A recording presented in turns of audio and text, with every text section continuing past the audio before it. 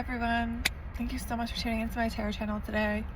I wanted to share a quick topic with you, and also just an explanation of something. So the topic is having tea with Mara. A lot of times in our lives, this is a Buddhist teaching, we feel like we can't handle the struggle or the challenge at hand. We feel overwhelmed. We feel like I can't do this. We feel like we want to give up. In Buddhism, there's a figure called Mara, who's kind of like the devil, but he's more like a demon. And a master such as Buddha would invite Mara in if they come to their door and say, let's have tea. So you can envision that picture of Buddha having tea with Mara and just saying, sure, I welcome the struggle. Let's like chill together. And that's how you have to be right now. You have to, whatever is going on in your life, you have to say, sure, come on in. You want some hibiscus tea? You want Earl Grey? You have to be willing to interact with your life and not hide, because once they finish their tea, they're gonna leave. Meaning once the struggle has had its way with you, or once you've proven that you can handle anything, it's gonna sink away and leave your house, and you won't have to be having tea with Mara anymore. I also wanted to point to, I think there's confusion sometimes when I post, which is totally fine, and I'm here for confusion. I'm not trying to clarify myself, but I did want to say, sometimes when I post, my speech is different, and that's because I consider myself to be a channel and a medium, and you don't have to believe me. It's absolutely, I'm not asking you to go there with me, but second sight runs in my family. My mom's Irish, and there's been people in the past who've had wild experiences, and my sister and I have had a lot of experiences both together and separately. I mentioned the joint experiences because then you can say, oh, we just saw freaking ghosts together, like what the hell.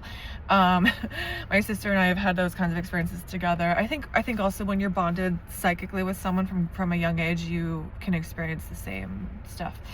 But I've also had things my parents live in a really old house, and I've had a lot of experiences there where I've heard things and I'm like, Mom, is that you? And it's definitely not her, and it's actually just a repeat cycle of something that happened there. But I hear it clear as day, and I've been checked. I'm not schizophrenic. I go to a psychiatrist for just basic anxiety meds if you really want to know.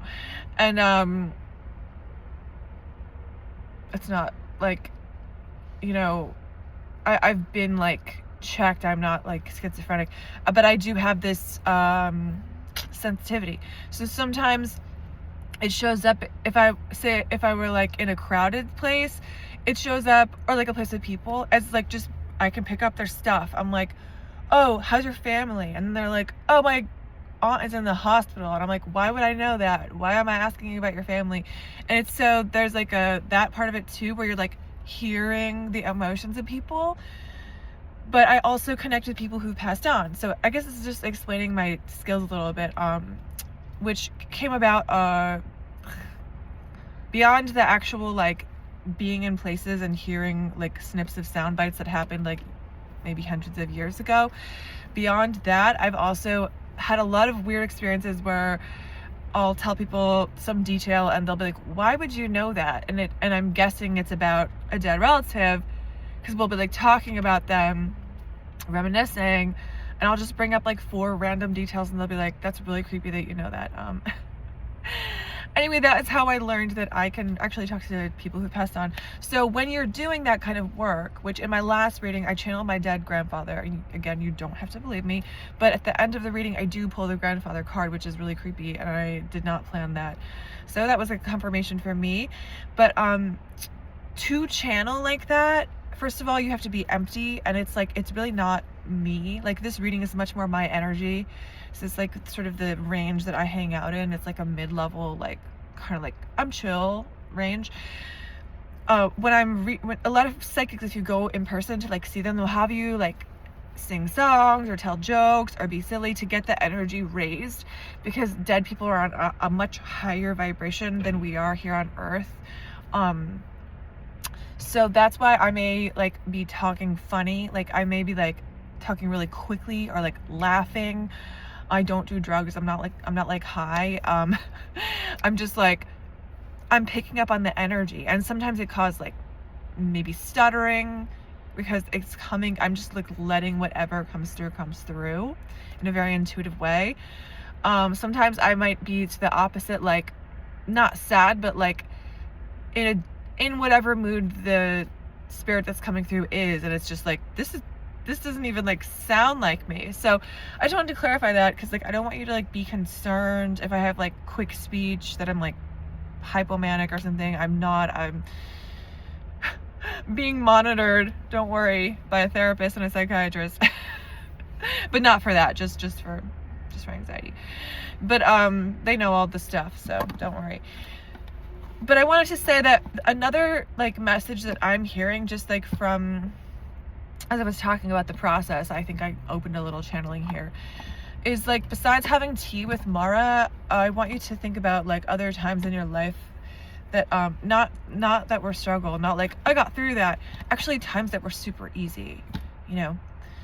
And then I want you to like try to match your nervous system to that time, which may involve like some deep meditation or somatic breathing, or like even just some deep like envisioning what was going on during that time. So yeah, pick a time. Maybe this is what Abraham Hicks says when things are tough. Pick a time. Think of better times. When was a time when things were like easy? Maybe it was your childhood, maybe it was just like a couple of years ago. It doesn't have to be easy, like everything was great and there was no struggle, but a time when you were just like more relaxed and saw that good things are coming to you.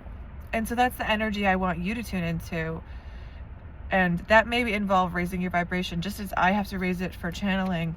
I have to get into a higher mind that's not my typical mind, my higher self.